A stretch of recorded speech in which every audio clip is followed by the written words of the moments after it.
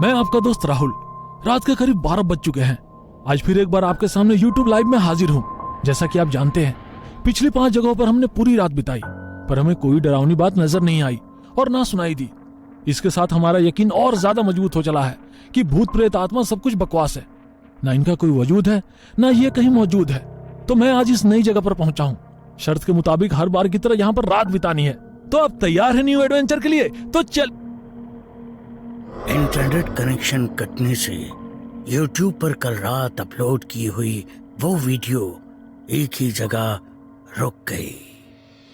उसने मोबाइल की स्क्रीन बंद की और मोबाइल वैसे ही अपने हाथ में पकड़कर कार की खुली खिड़की से उदासी भरी निगाहों से बाहर झांकने लगी। सुबह के करीब 10 बज चुके थे।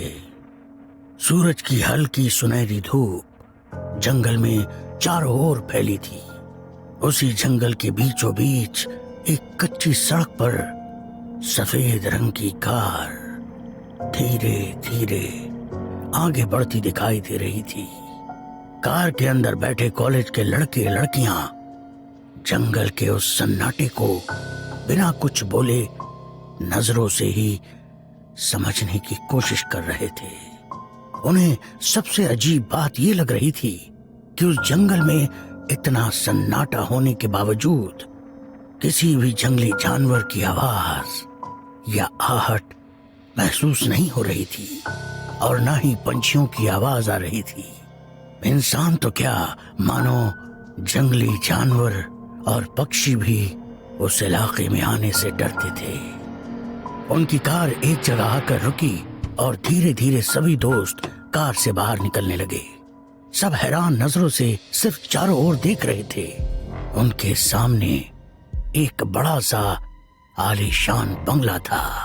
उस इलाके को गौर से देखते हुए सभी चलते चलते बंगले के गेट से अंदर आए और सीढ़ियां चढ़कर सभी दोस्त दरवाजे के बाहर रुक गए। उनमें से एक लड़के ने सामने वाला पुराना लकड़ी का दरवाजा धीरे से जैसे ही अंदर की ओर धकेला, कर आवाज करते ही वो दरवाजा आधा ही खुल गया। बंगला पुराना होने के बावजूद काफी खूबसूरत था। दीवारों का रंग काफी फीका पड़ चुका था।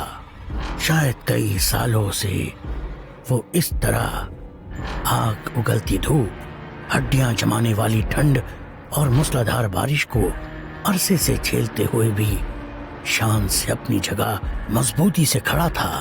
राहुल! एक दोस्त ने आवाज लगाई और बंगले के भीतर चारों ओर नजरें घुमाते हुए चलने लगा। उसकी आवाज खाली बंगले की सुनसान पड़ी दीवारों से टकराकर अंदर ही अंदर घूमने लगी। तभी उसकी दूसरी दोस्त सुनैना भी आवाज लगाते हुए बंगले के भीतर बढ़ने लगी। बंगले के अंदर एक अजीब सा जानलेवा सन्नाटा फैला हुआ था। दिन का उजाला होने के बावजूद भी सभी को अजीब सा डर लग रहा था। 3 लड़के और 2 लड़कियां अपने दोस्त को उस बंगले के हर एक कमरे में, बाथरूम में, लकड़ी की अलमारी में, मतलब जहां छुपने की जगह है वहां ढूंढने की कोशिश करने लगे। पर राहुल कहीं भी नजर नहीं आ रहा था। ना ही उसके होने की कोई निशानी उन्हें मिल रही थी। उसका मोबाइल तो कल रात से ही बंद था, साथ ही डिजिटल कैमरा भी। सब कुछ गायब था। ढूंढ ढूंढ कर सब परेशान हो गए। तभी राधिका को उस बंगले में एक अजीब सी मनहूसियत महसूस होने लगी और थकान के कारण उसे चक्कर आने लगा। राधिका की हालत देखकर सचिन ने कहा, शायद हमें अब चलना चाहिए। नाराज होकर खाली हाथ सब दरवाजे से बाहर निकले। सुनैना की आंखों से आंसू छलकने लगे। तभी जैसे उन्हें कोई उस बंगले के नीचे बने तहखाने के बंद झरोके से देखने लगा। काले अंधेरे में हल्की रोशनी से वो लाल आंखें काफी डरावनी लग रही थी। वो आंखें सभी दोस्तों को घूरे जा रही थी। पर बंगले के नीचे उस जगह किसी का ध्यान नहीं गया। सब आपस में बात करते हुए अपनी कार में बैठ गए। सभी ने दोबारा एक नजर पूरे इलाके को गौर से देखा। दूर दूर तक घना जंगल, छोटे बड़े पेड़ों के बीच कांटों से भरी झाड़ियां, जंगल के सन्नाटे में हवा के हल्के झोंकों से पेड़ के पत्तों की सरसराहट, सब कुछ इतना खामोश था जैसे किसी कागज पर बना चित्र। ये सब देखकर विवेक ने कहा, यार, दिन के उजाले में तुम लोग साथ होने के बावजूद मेरी फटी पड़ी है।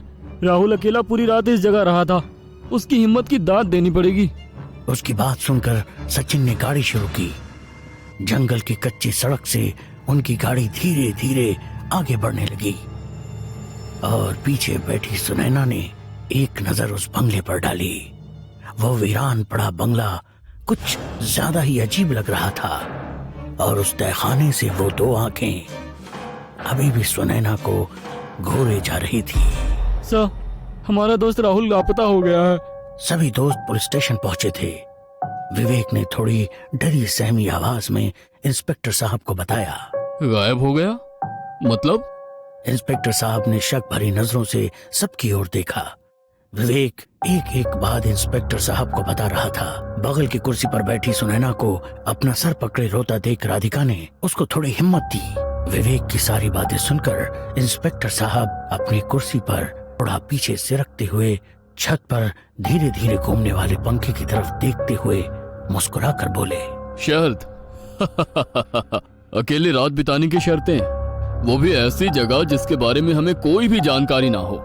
इंस्पेक्टर साहब की बात सुनकर सब इस तरह से चुपचाप खड़े थे जैसे वे खुद को ही कसूरवार मान रहे हो। इंस्पेक्टर साहब ने दोबारा से सबकी तरफ देखा और हवलदार से कहा, हवलदार, इनकी एफआईआर रजिस्टर कर लो। आप लोग जा सकते हो। अगर कोई जानकारी मिलेगी तो जरूर बताएंगे। सर, कुछ भी करके हमारे दोस्त को ढूंढ लीजिए। मैं आपके आगे हाथ जोड़ती हूँ। फिक्र मत कीजिए। वैसे राहुल के घर वालों को उसके लापता होने के बारे में जानकारी है? इंस्पेक्टर साहब की वो बात सुनकर सब गंभीरता से एक दूसरे की तरफ देखने लगे। नहीं, पर उसके घर वाले सुबह से हम सबको कॉल करके राहुल के बारे में पूछ रहे हैं। तो तुम लोगों ने क्या कहा? हमने कहा वो हमारे साथ नहीं है। अगर सच्चाई बता देते तो राहुल के घर वाले उसके लापता होने के लिए हमें ही जिम्मेदार ठहराते। वैसे भी उसके लापता होने के लिए तुम लोग ही जिम्मेदार हो ना? नहीं सर, हमने कुछ नहीं किया। उसने तो इंटरनेट पर इस बंगले के बारे में जानकारी ली थी। उसे भूतिया चैलेंज लेने की और ऐसी जगहों की पड़ताल करने की आदत थी।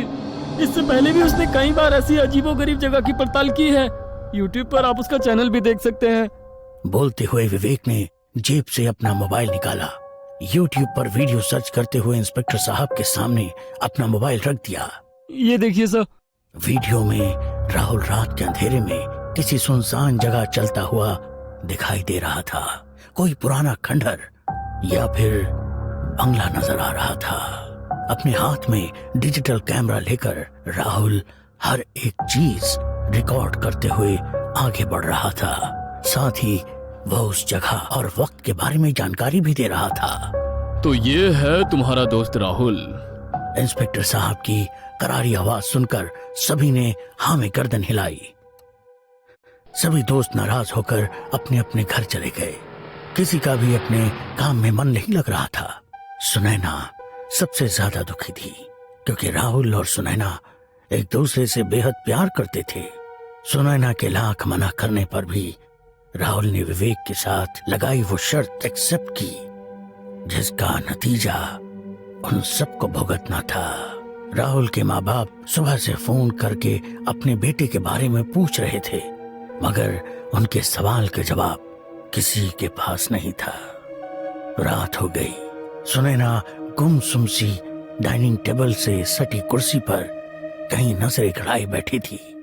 सुनैना बेटा, क्या हुआ? पापा ने प्यार से सुनैना के सिर पर हाथ रखते हुए पूछा। तबीयत ठीक नहीं लग रही है पापा, मैं जाकर आराम कर लेती हूँ। बेटा, कुछ तो खा लो। भूखे पेट सोओगी तो नींद नहीं आएगी। भूख नहीं है पापा। सुनैना की उदासी भरा चेहरा देखकर माँ ने कहा, सुनैना बेटा, राहुल अभी छोटा बच्चा थोड़ी ही है। अपने दोस्तों के साथ कहीं गया होगा नए एडवेंचर की तलाश में। आ जाएगा वापस, तुम चिंता मत करो। माँ की बातें सुनकर सुनैना थोड़ी मुस्कुराई और अपने कमरे में चली गई। उसने अपने कमरे का दरवाजा बंद किया और फूट फूट कर रोते हुए अपने बेड पर लेट गई। रह रह कर उसे राहुल की याद आ रही थी। अपना मोबाइल लिया और राहुल को फोन करने लगी। पता था कल रात से ही उसका मोबाइल बंद है, पर दिल ये मानने को तैयार नहीं था। मोबाइल स्विच ऑफ था। मोबाइल बेड पर रखकर वो उसकी यादों में रोने लगी। सब कुछ कितना अच्छा चल रहा था। घंटों एक दूसरे के साथ समय बिताना, उसके बाइक पर बैठकर दूर पहाड़ों की सैर करना, फिल्म देखना, कड़ाके की ठंड में भी रात को उसकी फेवरेट आइसक्रीम खाने के लिए बाइक पर शहर में घूमना। एक पल में सब कुछ बदल गया।